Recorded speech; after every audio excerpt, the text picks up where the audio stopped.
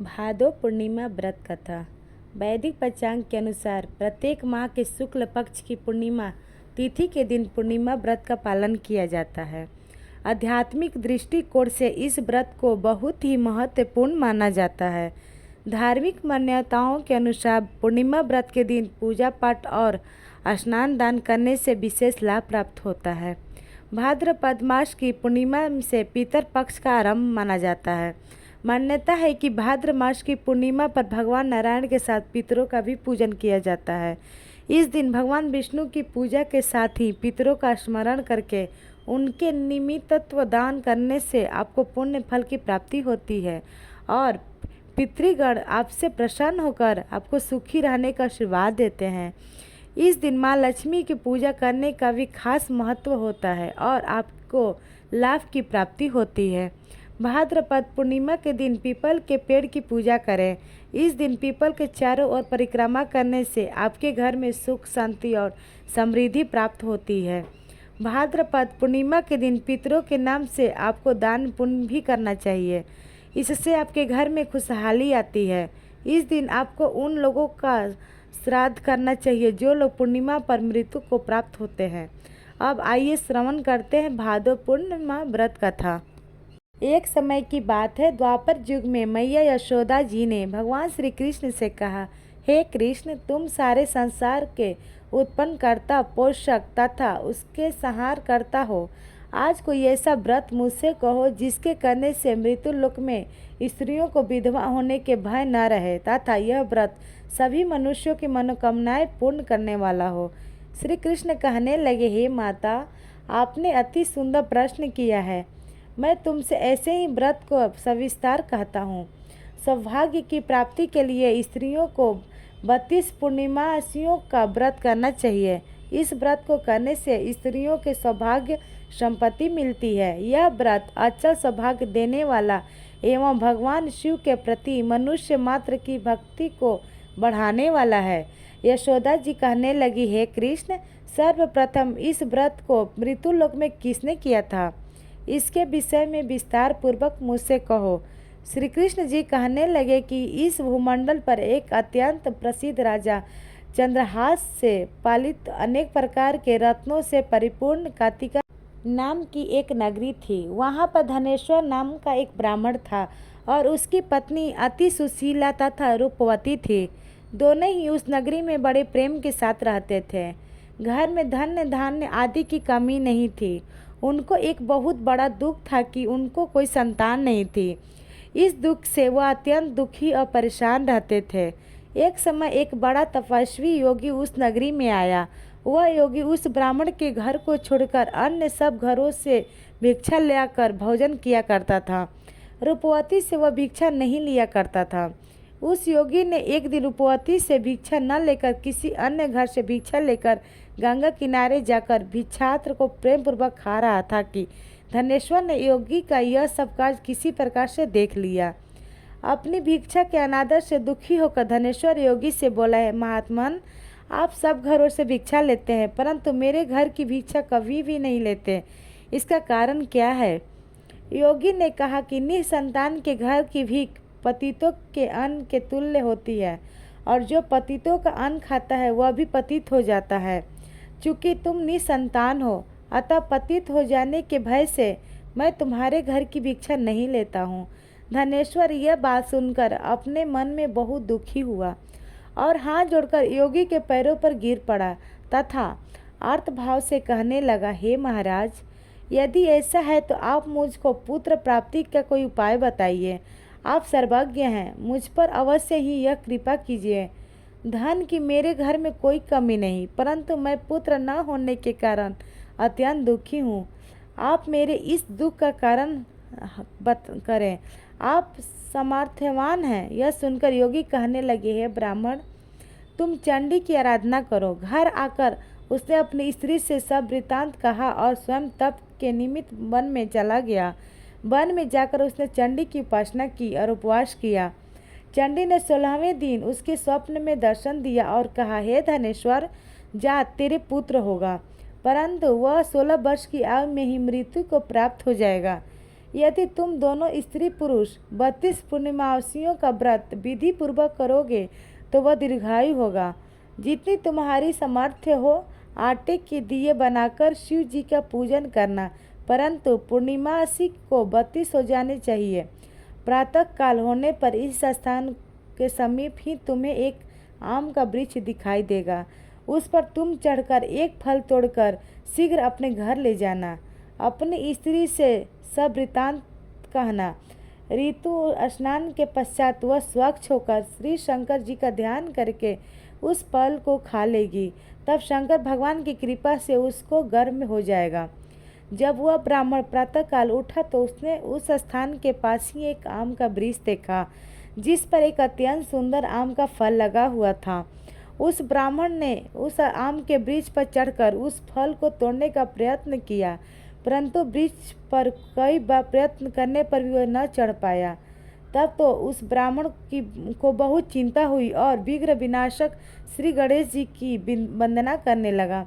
हे दयानिधे, अपने भक्तों को विघ्नों का नाश करके उनके मंगल कार्य को करने वालों, दुष्टों का नाश करने वाले, रिद्धि सिद्धि देने वाले, आप मुझ पर कृपा करके इतना बल दें कि मैं अपने मनोरथ को पूर्ण कर सकूं। इस प्रकार गणेश जी के प्रार्थना करने पर उनकी कृपा से धनेश्वर वृक्ष पर चढ़ गया और उसने एक अति सुंदर आम का फल देखा। उसने विचार किया कि जो वरदान से फल मिला था वह यह है और कोई फल दिखाई नहीं देता। उस धनेश्वर ब्राह्मण ने जल्दी से उस फल को तोड़कर अपनी स्त्री को लाकर दिया और उसकी स्त्री ने अपने पति के कथा अनुसार उस फल को खा लिया और वह गर्भवती हो गई। देवी जी की असीम कृपा से उसे एक अत्यंत सुंदर पुत्र उत्पन्न हुआ जिसका नाम उन्होंने देवीदास रखा। माता पिता के हर्ष और शोक के साथ वह बालक शुक्ल पक्ष के चंद्रमा की भांति अपने पिता के घर में बढ़ने लगा। भवानी की कृपा से वह बालक बहुत ही सुंदर, सुशील और विद्या पढ़ने में बहुत ही निपुण हो गया। दुर्गा जी की आज्ञा अनुसार उसकी माता ने 32 पूर्णिमासी का व्रत रखना प्रारंभ किया जिससे उसका पुत्र बड़ी आयु वाला हो जाए। 16वां वर्ष लगते ही देवीदास के माता पिता को बड़ी चिंता हो गई कि कहीं उनके पुत्र की इस वर्ष मृत्यु न हो जाए। इसलिए उन्होंने अपने मन में विचार किया कि यदि यह दुर्घटना उसके सामने हो गई तो वे कैसे सहन कर सकेंगे। अस्तु उन्होंने देवीदास के मामा को बुलाया और कहा कि हमारी इच्छा है कि देवीदास एक वर्ष तक काशी में जाकर विद्या अध्ययन करें और उसको अकेला भी नहीं छोड़ना चाहिए। इसलिए साथ में तुम चले जाओ और एक वर्ष के पश्चात इसको वापस लौटा लाना। सब प्रबंध करके उसके माता पिता ने काशी जाने के लिए देवीदास को एक घोड़े पर बैठाकर उसके मामा को उसके साथ कर दिया, किंतु यह बात उसके मामा या किसी और से नहीं कही। धनेश्वर ने स्वप्निक अपने पुत्र की मंगल कामना तथा दीर्घायु के लिए भगवती दुर्गा की आराधना और पूर्णिमासियों का व्रत करना आरंभ कर दिया। इस प्रकार बराबर 32 पूर्णिमासी का व्रत पूरा किया। कुछ समय पश्चात एक दिन वह दोनों मामा और भांजा मार्ग में रात्रि बिताने के लिए किसी ग्राम में ठहरे गए हुए थे। उस दिन उस गांव में एक ब्राह्मण की अत्यंत सुंदरी, सुशीला, विदुषी और गुणवती कन्या का विवाह होने वाला था। जिस धर्मशाला के अंदर वर और उसकी बारात ठहरी हुई थी उसी धर्मशाला में देवीदास और उसके मामा भी ठहरे हुए थे। संयोगवश कन्या को तेल आदि चढ़ाकर मंडप आदि का कृत्य किया गया तो लग्न के समय वर को धनुवार्थ हो गया। वर के पिता ने अपने कुटुंबियों से परामर्श करके निश्चय किया कि यह देवीदास मेरे पुत्र जैसा ही सुंदर है, मैं इसके साथ ही लग्न करा दूं और बाद में विवाह के अन्य कार्य मेरे लड़के के साथ हो जाएंगे। ऐसा सोचकर वह देवीदास के मामा से जाकर बोला कि तुम थोड़ी देर के लिए अपने भांजे को हमें दे दो जिससे विवाह के लग्न का सब कृत्य सुचारू रूप से हो सके। तब उसका मामा कहने लगा कि जो कुछ भी मधु और आदि कन्यादान के समय वर को जो भी धन मिले वह सब हमें दे दिया जाए तो मेरा भांजा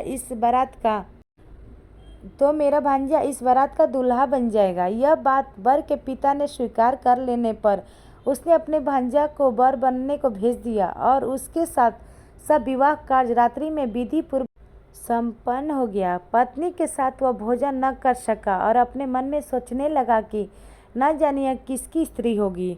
वह एकांत में ऐसी सोच में गरम निश्वास छोड़ने लगा तथा उसकी आंखों में आंसू भी आ गए। तब वधू ने पूछा कि क्या बात है, आप इतने उदासीन व दुखी क्यों हो रहे हो। तब उसने सब बातें जो वर के पिता व उसके मामा में हुई थी उसको बतला दी। तब कन्या कहने लगी कि यह ब्राह्मण विवाह के विपरीत कैसे हो सकता है। देव, ब्राह्मण और अग्नि के सामने मैंने आपको ही अपना पति बनाया है, इसलिए आप ही मेरे पति हैं। मैं आपकी ही पत्नी रहूंगी, किसी अन्य की कदापि नहीं हो सकती। तब देवी दास ने कहा, ऐसा मत करिए, क्योंकि मेरी आयु बहुत थोड़ी है। मेरे पश्चात आपकी क्या गति होगी, इन बातों को अच्छी तरह विचार लो। परंतु आप दृढ़ विचार वाली थीं। बोली कि जो आपकी गति होगी वह मेरी गति होगी। हे स्वामी, आप उठिए और भोजन करिए, आप निश्चय ही भूखे होंगे। इसके बाद देवी दास और उसकी पत्नी दोनों ने भोजन किया तथा शेष रात्रि वे सोते रहे। प्रातःकाल देवी दास ने अपनी पत्नी के 3 नगों से जड़ी हुई एक अंगूठी दी, एक रुमाल दिया और बोला, हे प्रिय, इसे लो और संकेत समझकर स्थिर चित्त हो जाओ। मेरा मरण और जीवन जानने के लिए एक पुष्प वाटिका बना लो, उसमें सुगंधी वाली एक नवमल्लिका लगा लो। उसको प्रतिदिन जल से सिंचा करो और आनंद के साथ खेलो कूदो तथा उत्सव मनाओ। जिस समय और जिस दिन मेरा प्राणांत होगा ये फूल सूख जाएंगे और जब ये फिर हरे हो जाएं तो जान लेना कि मैं जीवित हूँ। यह बात निश्चय करके समझ लेना, इसमें कोई संशय नहीं है। यह समझाकर वह चला गया। प्रातःकाल होते ही वहाँ पर गाजे बाजे बजने लगी और जिस समय विवाह के कार्य समाप्त करने के लिए वर तथा सब बाराती मंडप में आए तो कन्या ने वर को भली प्रकार से देखकर अपने पिता से कहा कि यह मेरा पति नहीं है, मेरा पति वही है जिसके साथ रात्रि में मेरा पाणिग्रहण हुआ था। इसके साथ मेरा विवाह नहीं हुआ है। यदि वह वही है तो बताइए कि मैंने इसको क्या दिया। मधुरपक और कन्यादान के समय जो मैंने भूषणादि दिए थे उन्हें दिखाएं तथा रात में मैंने क्या गुप्त बातें कही थी वह सब सुनाएं। पिता ने उसके कथा अनुसार वर को बुलवाया। कन्या की यह सब बातें सुनकर वह कहने लगा कि मैं कुछ नहीं जानता। इसके पश्चात लज्जित होकर वह अपना अपमानित मुंह लेकर चला गया और सारी बाराती भी अपमानित होकर वहां से लौट गई। भगवान श्री कृष्ण बोले, हे माता, इस प्रकार देवी दास काशी विद्या अध्ययन के लिए चला गया। जब कुछ समय बीत गया तो काल से प्रेरित होकर एक सर्प रात्रि के समय उसको डसने के लिए वहां पर आया। उस विषधर के प्रभाव से उसके शयन का स्थान चारों ओर से विष की ज्वाला से विषैला हो गया, परंतु व्रत राज के प्रभाव से उसको काटने न पाया, क्योंकि पहले ही उसकी माता ने 32 पूर्णिमा का व्रत कर रखा था। इसके बाद मध्याह्न के समय स्वयं काल वहाँ पर आया और उसके शरीर से उसके प्राणों को निकालने का प्रयत्न करने लगा, जिससे वह मूर्छित होकर पृथ्वी पर गिर पड़ा। भगवान की कृपा से उसी समय पार्वती जी के साथ श्री शंकर जी वहाँ पर आ गए। उसको मूर्छित दशा में देखकर पार्वती जी ने भगवान शंकर से प्रार्थना की कि हे स्वामी, इस बालक की माता ने पहले 32 पूर्णिमा का व्रत किया था, जिसके प्रभाव से हे भगवान आप इसको प्राण दान दें। भगवानी के कहने पर भक्त वत्सल भगवान श्री शिव जी ने उसको प्राण दान दे दिया। इस व्रत के प्रभाव से काल को भी पीछे हटना पड़ा और देवी दास स्वस्थ होकर बैठ गया। उधर उसकी स्त्री उसके काल की प्रतीक्षा किया करती थी। जब उसने देखा कि उस पुष्प वाटिका में पत्र पुष्प कुछ भी नहीं रहे तो उसको अत्यंत आश्चर्य हुआ, और जब वह वैसे ही हरी भरी हो गई तो वह जान गई कि वह जीवित हो गए हैं। यह देखकर वह बहुत प्रसन्न मन से अपने पिता से कहने लगी कि पिताजी, मेरे पति जीवित हैं, आप उनको ढूंढिए। जब 16वां वर्ष व्यतीत हो गया तो देवी दास भी अपने मामा के साथ काशी से चल दिया। इधर उसके ससुर उसको ढूंढने के लिए अपने घर से जाने वाले ही थे कि वह दोनों मामा भांजा वहाँ पर आ गए। उसको आया देखकर उसका ससुर बड़ी प्रसन्नता के साथ अपने घर पर ले आया। उस समय नगर के निवासी भी वहाँ इकट्ठे हो गए और सबने निश्चय किया कि अवश्य ही इसी बालक के साथ इस कन्या का विवाह हुआ था। उस बालक को जब कन्या ने देखा तो पहचान लिया और कहा कि यह तो वही है जो संकेत करके गए थे। तदुपरांत सभी कहने लगे कि भला हुआ जो यह आ गया, और सब नगरवासियों ने आनंद मनाया। कुछ दिन बाद देवीदास अपनी पत्नी और मामा के साथ अपने ससुर के घर से बहुत सा उपहार आदि लेकर अपने घर के लिए प्रस्थान किया। जब वह अपने गांव के निकट आ गया तो कई लोगों ने उसको देखकर उसके माता पिता को पहले ही जाकर खबर दे दी कि तुम्हारा पुत्र देवीदास अपनी पत्नी और मामा सहित आ रहा है। ऐसा समाचार सुनकर पहले तो उन्हें विश्वास ही नहीं हुआ, किंतु जब और लोगों ने भी आकर उनकी बात का समर्थन किया तो उनको बड़ा आश्चर्य हुआ। लेकिन थोड़ी देर में देवीदास ने आकर अपने माता पिता के चरणों में अपना सिर रखकर प्रणाम किया और उसकी पत्नी ने अपने सास ससुर के चरणों को स्पर्श किया। माता पिता ने अपने पुत्र और पुत्र वधू को अपने हृदय से लगा लिया। दोनों की आंखों में प्रेमाश्रु बह चले। अपने पुत्र वधू को आने की खुशी में धनेश्वर ने बड़ा भारी उत्सव किया और ब्राह्मणों को भी बहुत सा दान दक्षिणा देकर प्रसन्न किया। श्री कृष्ण जी कहने लगे कि इस प्रकार धनेश्वर 32 पूर्णिमाओं के व्रत के प्रभाव से पुत्रवान हो गया। जो भी स्त्रियां इस व्रत को करती हैं वे जन्म जन्मांतर में वैधव्य का दुख नहीं भोगती और सदैव सौभाग्यवती रहती है। यह मेरा वचन है, इसमें कोई संदेह नहीं। यह व्रत पुत्र पौत्रों को देने वाला तथा संपूर्ण मनोकामनाओं को पूर्ण करने वाला है। 32 पूर्णिमाओं के व्रत करने से व्रती की सभी इच्छाएं भगवान शिव जी की कृपा से पूर्ण हो जाती है। सभी प्रेम से बोलो शिव शंकर भोलेनाथ की जय। हर हर महादेव। अगर वीडियो पसंद आई तो हमारे चैनल को सब्सक्राइब करें। धन्यवाद।